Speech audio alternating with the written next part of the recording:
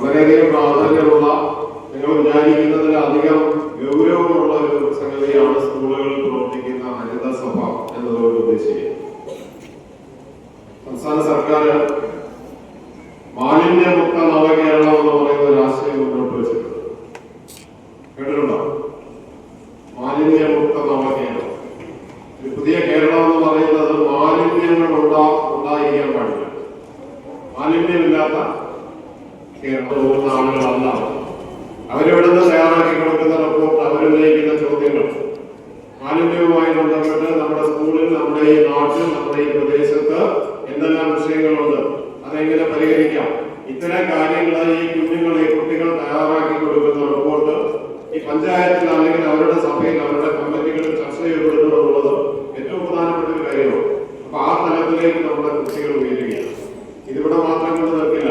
ജില്ലാടിസ്ഥാനത്തിൽ, സംസ്ഥാനാടിസ്ഥാനത്തിലൊക്കെ ഈ മാലിന്യമുക്ത നവകേരള ക്യാമ്പയിന്റെ ഭാഗമായി സ്കൂളുകളിലെ ഹരിതസഭ മാറുകയാണ്. ഓരോരുത്തരും ഈ ഹരിതസഭയുടെ ഭാഗമാണെന്ന് തന്നെ വിചാരിക്കുക. ആണ്, അങ്ങനെയാണ്. അപ്പൊ നിങ്ങൾ വേണം നമ്മുടെ സ്കൂളിനെ മാതൃകയാക്കി മാറ്റേണ്ടത്. അല്ലാതെ ഹരിതസഭയിലെ അംഗങ്ങളുടെ മാത്രം ഉത്തരവാദിത്തമല്ല. നമ്മുടെ ക്ലാസ്സുകളിലെയും നമ്മുടെ ഈ ഗ്രൗണ്ടിലെയും എല്ലാം വൃത്തിയും മാലിന്യമുക്തമാക്കി തീർക്കണം. അതുപോലെ തന്നെ നമ്മുടെ വീടുകളിൽ നിന്ന് വേണം നിങ്ങൾ ആദ്യം തുടങ്ങാൻ. വീടുകളും മാലിന്യമുക്തമാക്കണം. വീടുകളിൽ അമ്മമാർ ചെയ്യുന്നത് പോലെ തന്നെ പ്രകൃതിക്ക് മലിനമാക്കുന്ന വിധത്തിലുള്ള പ്രവർത്തനങ്ങൾ കാണുവാനെ നിങ്ങൾ അതിനെയൊക്കെ എന്ത് ചെയ്യണം? എതിർക്കണം, പറയണം. നിങ്ങൾക്ക് അതിനുള്ള അവകാശമുണ്ട്. കുട്ടികളായ നിങ്ങൾക്ക് അതിനുള്ള അവകാശമുണ്ട്. ചെറുതാണ് ഞങ്ങളെന്ന് പറഞ്ഞിട്ട് പറയാതിരിക്കരുത്. ഓക്കെ? ഇനി എവിടെയെങ്കിലും പ്ലാസ്റ്റിക് മാലിന്യങ്ങളൊക്കെ കത്തിക്കുമ്പോഴൊക്കെ നിങ്ങൾ പറയണം. അതോടൊപ്പം എനിക്ക് നിങ്ങളിവിടെ ഒരു പാടിയ പാട്ടിന്റെ 2 വരിയിലേക്ക് ഞാൻ പോവുകയാണ്. ഇനിയുള്ള തലമുറയ്ക്ക് ഇവിടെ വാസം സാധ്യമാണോ എന്നാണ് ചോദിക്കുന്നത്. പക്ഷെ നമ്മള് ഓരോരുത്തരും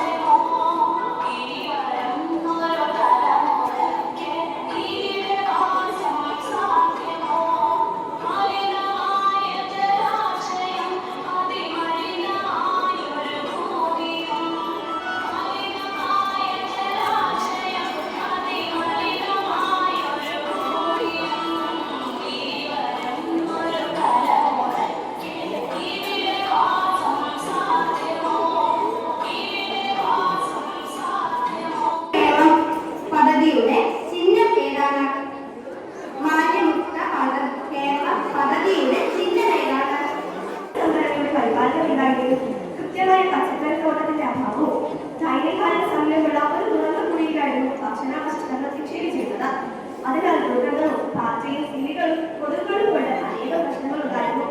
കുട്ടികൾ പ്ലാസ്റ്റിക് മാലിന്യങ്ങൾ ഗ്രൗണ്ടിൽ വലിച്ചെറിയുന്നു. എന്നിട്ടൊക്കെയാണ് ഞങ്ങൾ കേട്ട. അതിനാൽ ചെയ്ത പരിഹാരങ്ങളാണ് പ്ലാസ്റ്റിക്കുകൾ കത്തിച്ച് ഭരണകൂടാരത്തിന് പിന്നിലുള്ള സ്ഥലത്ത് ഔഷധശെടികൾ നട്ടുപിടിപ്പിച്ചു. സോളാർ എനർജി, മഴവെള്ള സംഭരണി എന്നിവയുടെ പരിപാലനത്തെ പറ്റി പഞ്ചായത്തിൽ അറിയിച്ചു. കൃത്യമായ പച്ചക്കറിത്തോട്ടം നിർമ്മിച്ചു. ഭക്ഷണ വേസ്റ്റുകളിൽ കുഴിമൂടി പഞ്ചായത്തിന്റെ സഹായത്തോടെ ബയോഗ്യാസ് പ്ലാന്റ് നിർമ്മിച്ചു. അതിൽ നിന്നുണ്ടാകുന്ന ബയോഗ്യാസ് സ്കൂളിൽ ഉച്ചഭക്ഷണ പദ്ധതി ഉപയോഗിക്കുകയും അതിന്റെ ഫലമായി ഉണ്ടാകുന്ന സ്ലറി കൃഷിക്കാരെ ഉപയോഗിക്കുകയും ചെയ്യുന്നു.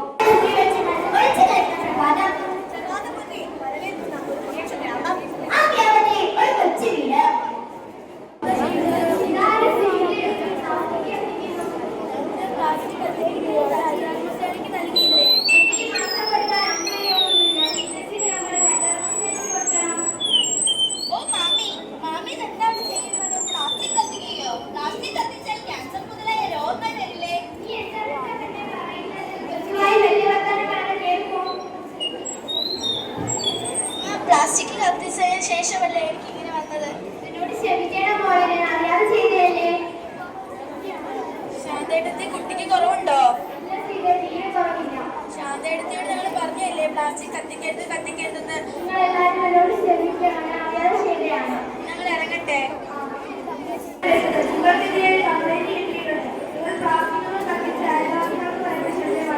അതിനാൽ തന്നെ 35,000 രൂപ 2 വർഷം താമസിച്ച് കണ്ണിലെ കൂട്ടുകാരും പ്ലാസ്റ്റിക് കത്തിച്ചവർ വ്യക്തികളുടെ പ്ലാസ്റ്റിക് കത്തിക്കുമ്പോൾ മാത്രമല്ല അത് വലിച്ചെറിയുമ്പോഴും